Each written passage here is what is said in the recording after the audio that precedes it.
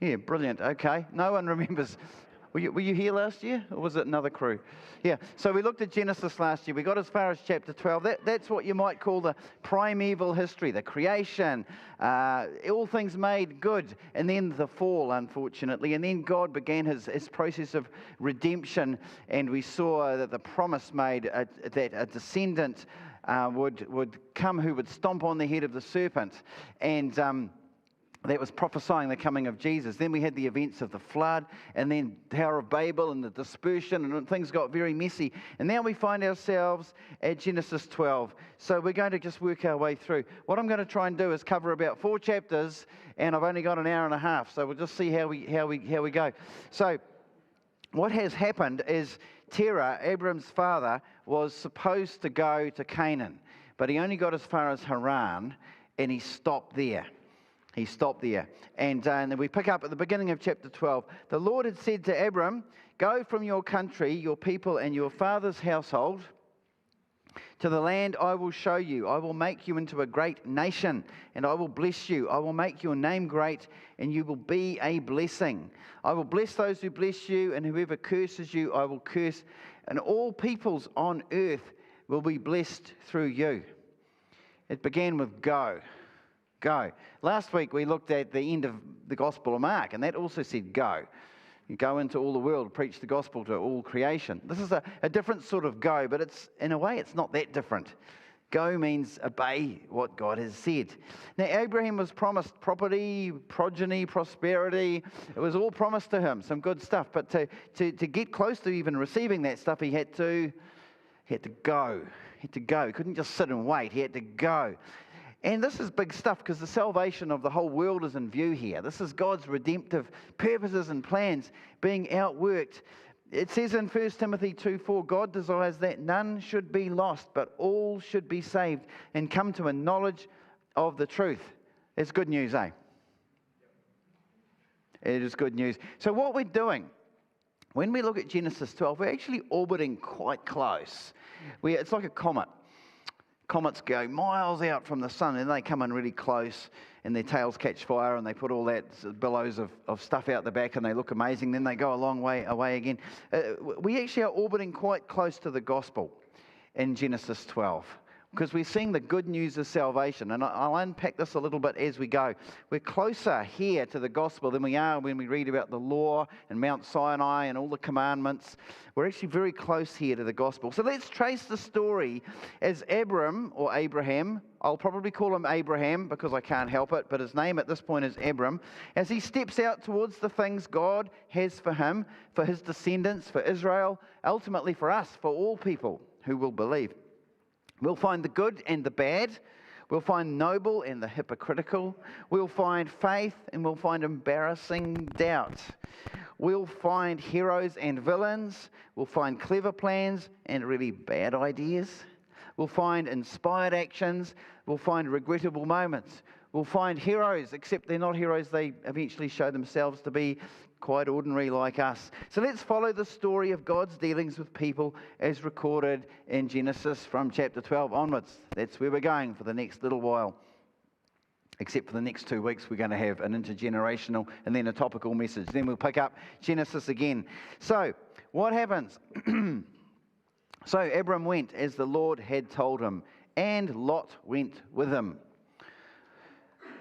Lot's an interesting character, but we'll come back to him. To step into his destiny, Abraham must go, leaving what's safe and familiar, leaving close family, stepping out into uncertainty. The life of faith has a higher allegiance than the things of this world that we know.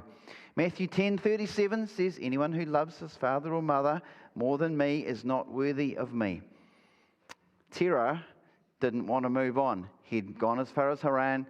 That will do. Abraham said, "No, I'm going to do what God has called me to do." And off he went. Lot went with him. Lot actually follows Abraham around a little bit like a bad smell. No disrespect to Lot. Well, a little bit. 2 Peter 2:6-8 describes Lot as a righteous man. So he was righteous, but he was not wise. He was not discerning. He did not have a whole lot of faith, and he was something of a hindrance, as we will see as we go through. Anyway, going down a little bit, the Lord appeared to Abram and said, to your offspring I will give this land. So he built an altar there to the Lord who had appeared to him. From there he went on towards the hills east of Bethel and pitched his tent, with Bethel on the west and Ai, if that's how you say it, on the east. There he built an altar to the Lord and called on the name of the Lord. See, the Lord appeared to Abram again and affirmed this promise. It wasn't just once, it happened a number of times. Abram's response is not presumption, not entitlement. He is somebody who calls on the name of the Lord. He humbles himself. He worships. We can be inspired by his faith and by his fear of God, of his reverence for God, but let's not put him on a pedestal, because as soon as you put any of these people on pedestals, what happens? They crash off. Same with pastors, by the way. Don't ever put them on pedestals. Abram goes down to Egypt because there's a famine in the land, and so he goes looking for food and some way of gaining sustenance. So it says he goes down to Egypt, and Pharaoh sees Sarah, or Sarai, and Abram knew this was going to happen. And Abram says to her, he says, okay, so let's just say you're my sister, so that I get treated well, because you're really beautiful, and he's going to want you in his harem, and then I'm your husband, he'll kill me so he can have you. So how do we solve this? Well, you can be my sister, that way he'll treat me nicely, and he'll still take you as his sex slave, but that's okay, you'll get over it. At least he'll treat me well. So Abram was on the pedestal. And let's also not forget, there's this promise of all these descendants. He's got one wife. Oh yeah, she's got to go to Pharaoh. No problem. So how's this meant to work out? It was no small thing. It was no small thing what Abram did by allowing Pharaoh to have his wife. I mean, sure, he probably couldn't have stopped Pharaoh from taking her, but to be complicit in seeing it happen is another matter. So Abraham is not really our hero. He is at times and in certain ways, but not in every respect. Anyway, Pharaoh gets sick and realizes God is punishing him because he works out that this woman Sarah is actually married to Abraham. Meanwhile, he's given Abraham a whole lot of good stuff, and he's made Abraham even richer than he was. And he says to Abraham, "You've deceived me. Here, take your wife, go." Something just, I've got a tail. Church fails. Here we go. At least I didn't break anything, but there's time yet. Okay, so chapter 13 begins with, and so Pharaoh gets sick, and so chapter 13 begins with this. So Abram went up from Egypt to the Negev with his wife and everything he had, and Lot went with him. This keeps happening. Lot's father had died, and Abraham was his uncle, so you sort of can understand it. Abraham had become very wealthy in livestock and in silver and in gold, partly because Pharaoh had lavished him with all these things, because he thought that, because Sarah he thought was his sister, and then when things changed, he booted him out, but he still had all this stuff. And one of the gifts that Abram probably acquired in Egypt was a slave girl by the name of Hagar, who I reliably obtained from the internet. There she is. There's a picture of her. And, have you ever sort of been given anything and then realized, by accepting this gift, I've actually sided with somebody who I'd really rather not be associated with? Ever received anything that you think, I wish I didn't have this because it links me with, maybe Abraham should have given it all back before he left Egypt. I don't know. Anyway, he learns from his mistake. They shepherd their huge herds. This is Abraham and Lot. They both are in this together. They move, and because God's blessed them both, they have all these herds and they jostle for position with limited pasture land. And eventually, Abraham and Lot find themselves sort of eyeing each other and saying something like, "This here land ain't big enough for the both of us." Actually, I found that on the internet too. This is Abraham and Lot sorting out their differences. I Googled it, so it's got to be right. That's them. And they realize they need to part company. And so this interesting thing happens. So Abraham, let's move on from my picture from the internet. So Abraham said to Lot, let's not have any quarreling between you and me, or between your herders and mine, for we are close relatives. Is not the whole land before you? Let's part company. If you go to the left, I'll go to the right. If you go to the right, I'll go to the left. Let's do a little dance together. And anyway, we'll see. Carry on. And Lot looked around and saw that the whole plain of the Jordan towards Zoar was well watered, like the garden of the Lord, like the land of Egypt. Interesting reference. This was before the Lord destroyed Sodom and Gomorrah. So we see where this is going.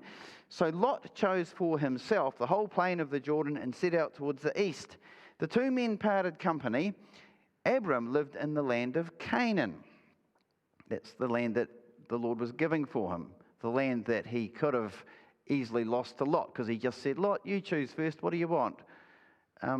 Was that a clever move on Abraham's part, to just give Lot the option of taking the promised land after God had promised it to Abraham? Maybe not. Anyway, where were we? The two men parted company. Abraham lived in the land of Canaan, while Lot lived among the cities of the plain and pitched his tents near Sodom. Now the people of Sodom were wicked and were sinning greatly against the Lord. So, thankfully for Abraham, Lot has no wisdom. So he looks out and he goes, oh, it looks nice over there. He doesn't think to order the property file, do his due diligence, find out anything about the land. He just sees that it looks good and it looks like good pasture. He doesn't find out anything about Sodom or Gomorrah. And, or maybe he does and he thinks, oh, I'll be able to be a good influence on them. They're sinning, that's okay. I mean, it's not going to affect me. I'll just go and live there near them. It'll be fine. Who knows what he was thinking? Anyway, Lot chooses the forbidden cities of Sodom and Gomorrah to live near, similar to the way Eve chose the fruit and the way the sons of God chose the daughters of men in the days of Noah. Similar sort of language used here to describe it. Lot actually chose the king of Sodom to align himself with, it seems.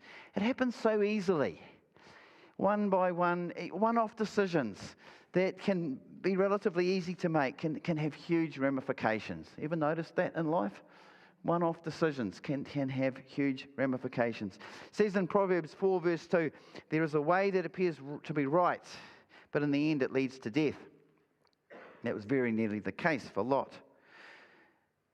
Sometimes we can make decisions just based on what we think is right, and we don't consult with the Lord. We don't seek His wisdom. We don't operate out of the fear of God. We say things like, oh, God's given us a brain. The pasture looks good. It's a sensible idea. I know I've shared before about the time Linda had a job designing and selling kitchens, and it went really well for her. And then the company folded, and she needed a new job, and she saw an ad for exactly the same sort of job, designing and selling kitchens. And she said, oh, there's this job, but I think I need to pray about it. And being the wise husband, head of the home, blah, blah, blah, I said, you don't need to pray about it. God's given you a brain. Just apply for it. It looks good. And so she did, and she got the job because she had a really good record. And she worked there for, I think, 12 weeks, and in that time sold precisely nothing. And we concluded, number one, don't ever listen to that idiot you're married to. And number two, let's always pray about everything. Because yes, God has given us a brain. God gave Lot a brain too. God's given us all brains, and we need to use them. But we don't use them at the expense of prayer. We use them alongside prayer. Why do we sort of choose a pole and go one or the other? It's not one or the other. It's both. So there we go. So once Abraham and Lot part company, Lot is cast. He's a follower, not a leader. And he no longer has Abraham around. Lot doesn't make history. History just happens to Lot. Lot's lot is lumped into his lap due to his passivity. He just isn't someone who takes initiative. Some people make things happen. Some people observe things happening. And some people just say, what happened? And Lot was one of those guys. Abraham made things happen, not because he was always right, but because God had a plan for him. And Abraham, for all his faults, was prepared to just step out in faith. We read in Hebrews 11 that he is one of the heroes of the faith. He's not a hero in every regard, but he did have faith and he took risks. His dad stayed in Haran. Abraham stepped out into the unknown. What about us? What about you? What about me? What about our church? Are we prepared to look risk in the eye and say, well, if it's the Lord's leading, yep, I'll do it. Whatever it might look like for you and for me. Time passes and there's war between the king of Sodom and his coalition of 5 kings and a bunch of other kings. 4 kings, coalition versus coalition, sort of reminds me of MMP. And anyway, it says the four kings seized all the goods of Sodom and Gomorrah and all their food. All their food, it's getting serious. Then they went away. They also carried off Abram's nephew Lot and his possessions, since he was living in Sodom. He started off living near Sodom. By now it seems he's living in Sodom. And that's the thing with bad choices, isn't it? You're either going to get drawn further and further into sin, or you're going to escape it. You're never going to stay where you are. If you're making a choice to flirt with sin, it's either going to go one way or the other. It never stays kind of how it is. Now, it seems that Abraham has a whole army at his disposal. He's quite the man, this guy. He's got a whole army at his disposal, and he thinks, well, Lot's in trouble, so he goes to rescue Lot, as you do. And it sort of appears that when he rescues Lot, he can't help but also assist the king of Sodom, because it's all the king of Sodom's stuff and family and goods that's been taken. So Abraham rescues the situation. Now, we go on, and it says, after Abram, this is, I find very interesting, after Abram returned from defeating Kedorlaomer, if that's how you say his name, and the kings allied with him, the king of Sodom came out to meet him in the valley of Shaveh, that is the king's valley. And then suddenly it changes, and it says, then Melchizedek, king of Salem, brought out bread and wine. He was priest of God Most High, and he blessed Abraham, saying, blessed be Abram by God Most High, creator of heaven and earth. And praise be to God Most High, who delivered your enemies into your hand. Then Abram gave him 1/10 of everything. Back to the king of Sodom. The king of Sodom said to Abram, give me the people and keep the goods for yourself. Now, before we look at how Abram responds, this is very interesting. Look at what happens. The king of Sodom arrives to meet Abram, and suddenly the king of Salem arrives to meet Abram, and the king of Salem says some stuff, and Abram responds. Then the king of Sodom says some stuff, and Abram responds. It's unlikely that the king of Salem arrived and just interjected in the middle. Hi, king of Sodom, sorry, just wait there for 3 hours while I provide some bread and wine for Abraham and we have a feast and I bless him. And finally I'm leaving. Okay, king of Sodom, you can go in and finish your sentence now. But the way it's written is this deliberate contrast between these two kings. It's very interesting. Again, images reliably obtained off the internet. King of Sodom basically arrives and says, gimme, my middle name's Jimmy, or something kind of like that. You're supposed to laugh at that point. Abraham refuses to accept a thing from the king of Sodom, and he says this. He says, I will... have I got that there? No, I haven't. Okay, back again. He says, I will accept nothing belonging to you, not even a thread or the strap of a sandal, so you will never be able to say, I made Abram rich. So he didn't want to repeat what happened in Egypt. Perhaps he learnt from that. Now, Lot had seen the fertile area. He'd just gone in there and said, it'll be fine. So interesting that Lot looked at the land and saw that it looked like Egypt. It was actually Sodom. It looked like Egypt. In Revelation 11:8, we see the corpses of 2 prophets lying in a city, figuratively known as Sodom or Egypt. I just find that intriguing. Now, the king of Salem, who was he? His name was Melchizedek. And he says, blessed be Abram. Blessed be Abram. And Abraham gives him 1/10 of the goods. That's the tithe. Now, the priesthood didn't even exist yet. the Levitical priesthood under Moses and Aaron. That didn't even exist. But he was a priest under God Most High. Very interesting. It shows that he is greater than the priestly line of Aaron. And this gets picked up on in Hebrews 7.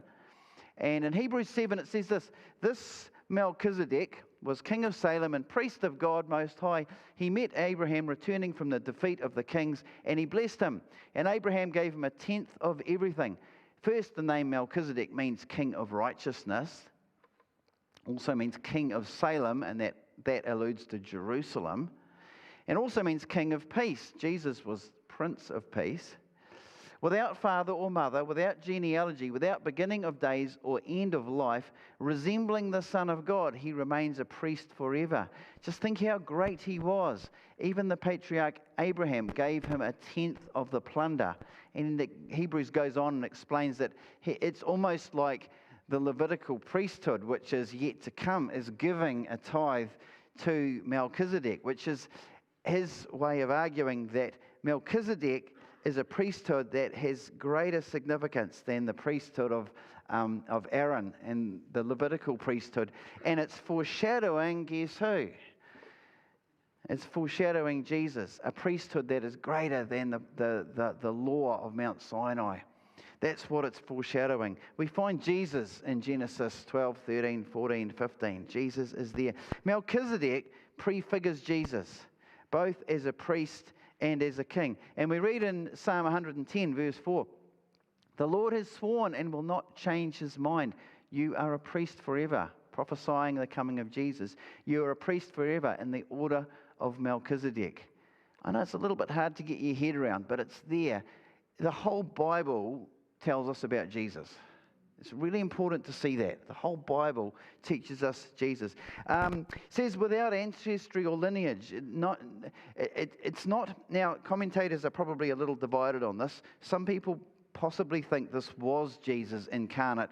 Most commentators don't say that. Most say, like, no one knows his parenting or his descendants or anything about him. He's a mysterious figure, but they're not saying he's Jesus incarnate at that point. They're saying he's a type. He's prefiguring Jesus. I mean, really, I don't know. But it shows that the work of Jesus yet to come supersedes the priesthood. The priesthood, the law, it was a temporary arrangement for a time, but it isn't the fullness. And there's this clear and obvious contrast between these two kings.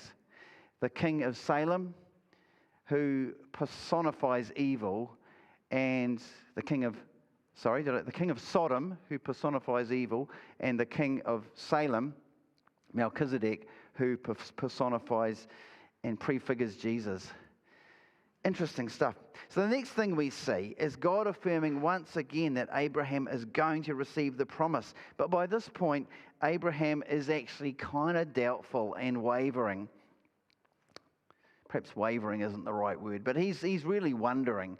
In Genesis 15:3, and Abram said, you have given me no children, so a servant in my household will be my heir.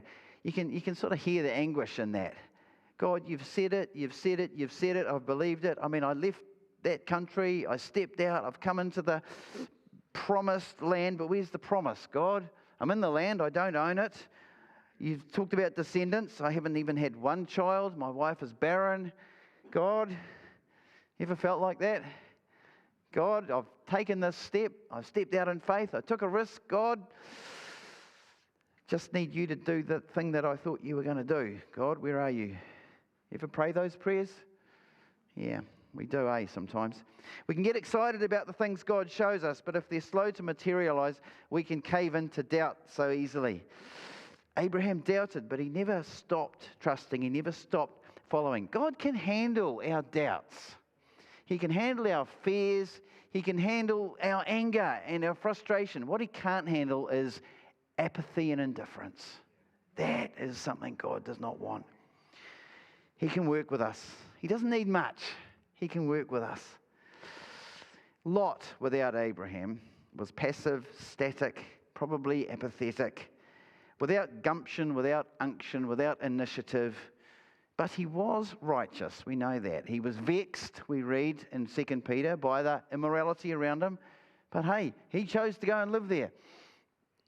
Some Christians have become so complacent that their Christianity has just become an apathetic set of routines. Do this, do that, do the other thing. It becomes a culture rather than a transforming power in our lives. Some churches have become so indifferent to God that the Spirit of God could just say, I'm exiting the building and I'm not coming back, and it would take weeks or months for them to notice the difference. Where's the evidence of the Spirit of God in your life? Where's the evidence of the Spirit of God in our church? It's good to ask the question, where's the evidence of faith? Where's the evidence of we are not just comfortably staying in the land of the Chaldeans, and we're not just stepping out as far as Haran, because Haran was the same culture and the same language, but a different place. Sort of a bit like moving from New Zealand to Australia, sort of bigger, flatter, not as cool. But, it's not like going to another culture and another part of the world. So we can settle for Haran, or we can say, God, if you're really calling us to this promised land, okay, here we go. And then you say, God, we've stepped out. Where are you? We really do desire comfort, eh? We really do desire comfort, but God isn't that interested in our comfort. He's very interested in our discipleship and conforming us to the image of Christ. He's very interested in saving this world, and He's very interested in us being an influence of salt and light. But it might not be comfortable. It might not be comfortable. Yeah.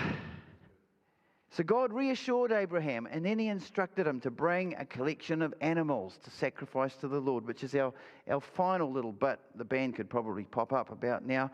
So we get to this final bit in chapter 15. When the sun had set and darkness had fallen, a smoking firepot with a blazing torch appeared and passed between the pieces. On that day, the Lord made a covenant with Abram and said, to your descendants I give this land from the Wadi of Egypt to the great river, the Euphrates, the land of, take a deep breath, the Kenites, Kenizzites, Cadmonites, Hittites, Perizzites, Rephaites, Amorites, Canaanites, Girgashites, and Jebusites, not to mention the mosquito bites. Normally both, what happens in these covenant sort of arrangements? Normally, it's two kings making a covenant, and both kings, wearing their long robes, will walk between these cut-up pieces of animal, and the hem of their robes gets all covered in blood, and it's disgusting, but it's a very meaningful thing, because what they're saying is, if either one of us breaches the terms of this covenant, may the life of that person be like one of these animals. That's what it's saying. It's a serious thing, a covenant. And yet what happened here? Who walked between the pieces?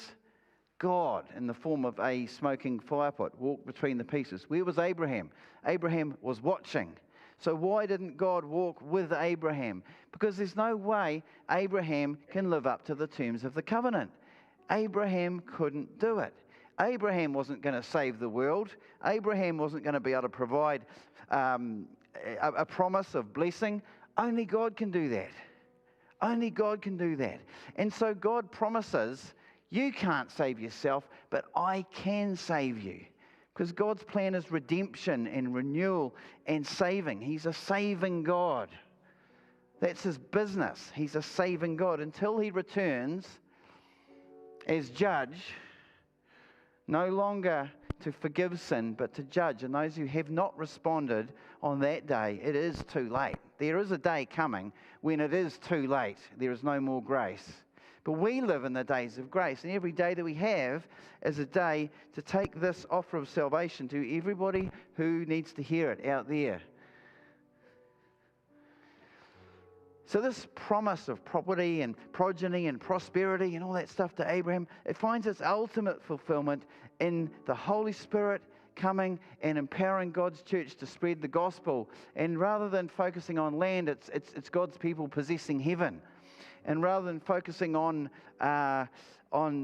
Abraham's physical descendants. It's all those who are brought into the family of God, because all of us are Abraham's descendants. It tells us in Hebrews and Romans and Galatians. It's the progeny of Abraham, and not just Jews, but all of us. So, a couple of questions. Do you see Jesus in Genesis? Do you see Jesus there? Do you see the scarlet thread of the gospel from Genesis weaving its way throughout the whole Bible until we get to the Gospels like Mark and then the letters and finally in Revelation? And sometimes it's close, sometimes it's far off. Sometimes it's hard to distinguish, sometimes it's very clear. Sometimes the orbit is in close to the gospel and sometimes it's further out, but it's there. We find Jesus in Genesis and in the whole Old Testament. Look for the scarlet thread of the gospel as we work our way through Genesis. And more personally, Terah stopped at Haran. Abraham said, no, I'm going to go to the promised land. I don't know what I'm in for, but I'm going, and he took a step. Have you reached your destination personally? Have you stopped out of fear, out of apprehension, out of lack of confidence, out of disappointment? I tried that once, it didn't work out. Abraham doubted, but he never gave up. He never stopped trusting. He followed. God can handle our doubts. He can work with our fears and our questions. What he really can't work with is just passive apathy and giving up. Never give up. Never give up. You can bring whatever prayer you have to God. You just got to come to Him. You can bring whatever is on your heart to God. You just got to come to Him. You can bring whatever sin you're dealing with to God. You just got to come to Him. Just never give up. Never give up. We can all be a bit like Lot sometimes. We sort of think we're basically on track, and suddenly you find, how did I do that? I've thrown in my lot. I seem to be aligned with the king of Sodom. I seem to be somehow caught up in something evil. How did this happen? It's never too late. God sent Abraham to rescue Lot. God sends God's people to rescue God's people when God's people are in trouble. The problem with God's people is sometimes we make it a hobby to shoot our own wounded, don't we? Sometimes we make it a thing as, oh, so-and-so's in sin. God is into rescuing and redeeming and restoring. Isn't that good? Isn't that good? God's committed to saving us. He walked through those animal pieces alone because He alone can save us. I think that's good. I think that's good. So why don't we stand to our feet and let's worship the God who saves.